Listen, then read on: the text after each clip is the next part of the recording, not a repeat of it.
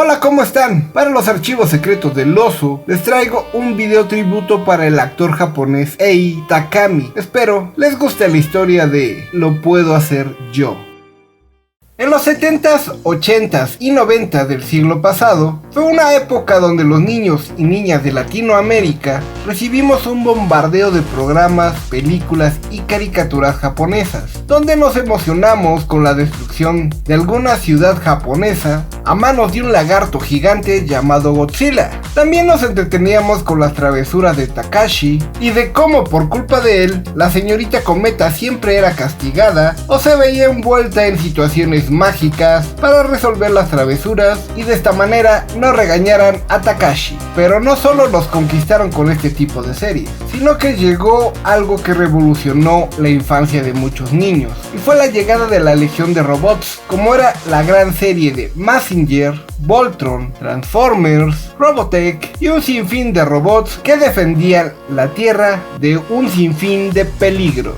También nos enamoraron con animes como Belle y Sebastian, Candy Candy, La Princesa Caballero, La Princesa de los 1000 años y sobre todo las odas de viajes espaciales. Sin olvidar a Dragon Ball, a Arale, Sailor Moon o Los Caballeros del Zodiaco. Pero hubo una serie que creo que todos recordamos y le guardamos un cariño especial. A pesar de que ninguno de los personajes que salía a cuadro hablaban, eso no era una limitante para que los entendiéramos, ya que tenían una narradora que nos describía todo lo que pasaba en escena. Casi nos hacía sentir que nosotros también podíamos comunicarnos con estos dos personajes.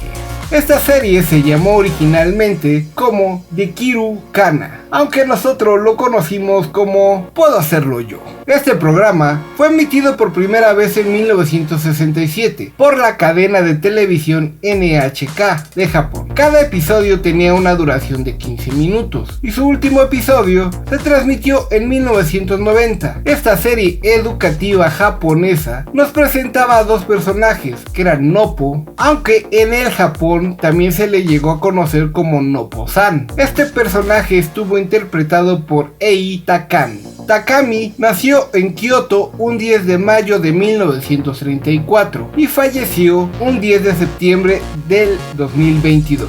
Uno de sus deseos fue que su deceso no fuera dado a conocer hasta 6 meses después, pero su familia quiso darlo a conocer un día antes de su cumpleaños, y es así que el 9 de mayo del 2023 el mundo se enteró de su fallecimiento. El personaje de Noppo era el creativo, era el que hacía la magia con sus manualidades, utilizando papeles, pintura, pegamento, y creaba un show muy dinámico, donde sus creaciones eran parte de una historia, la cual nos contaba y nos enseñaba a realizar distintas manualidades, como un tigre futbolista, o un disfraz de cangrejo, o hacer sellos con esponjas para lavar los trastes, los cuales los mojaba de pintura y hacía una especie de moño, que al final resultaron ser unos mandiles que vendía Gonta. Noppo siempre vestía unos pantalones que eran sostenidos por unos tirantes, una camisa y un sombrero. Noppo era muy alto, ya que medía más de 1,80 m. Este personaje era muy creativo, ya que a través de sus programas no solo nos enseñaba manualidades, sino que también nos mostraba cómo hacer juguetes, ropa, disfraces, utilizando materiales que ya teníamos en casa, que relativamente podríamos considerar como los desechos de los productos, como lo eran los cartones del papel higiénico, latas, bolsas, papeles, algunas pinturas para decorar y hasta nos daba clases de plastilina. A Noppo lo acompañaba un personaje muy raro, pero muy bonito, llamado Gonta. Este personaje tenía un traje afelpado, color café, con una máscara enorme que tenía un sombrero y cabello amarillo, y una enorme nariz roja. Hasta que hice este video supe que Gonta era un perro. Yo siempre pensé que era un animal, pero no sabía cuál era. Noppo y Gonta a lo largo del programa nos divertían con su ingenio de cómo utilizaban las creaciones y nos contagiaban a hacerlas, ya que veíamos cómo se divertían divertían y uno decía, yo quiero hacer eso y lo voy a hacer para jugar y divertirme igual que ellos. Algo muy curioso era que Noppo nunca habló a lo largo de toda la serie, solo lo hizo al final de su último programa, donde por fin conocimos la voz de Noppo. Solo lo hizo para despedirse de su público y presentar al programa que lo sustituiría en la barra infantil de la cadena NHK. 喋っちゃった。今日はね、特別なんです。長い間ね、みんなと友達でいましたけど。 Pero Gonta se podría decir que tampoco hablaba, pero hacía una especie de sonidos, como gruñidos, que solo entendía Noppo y la narradora.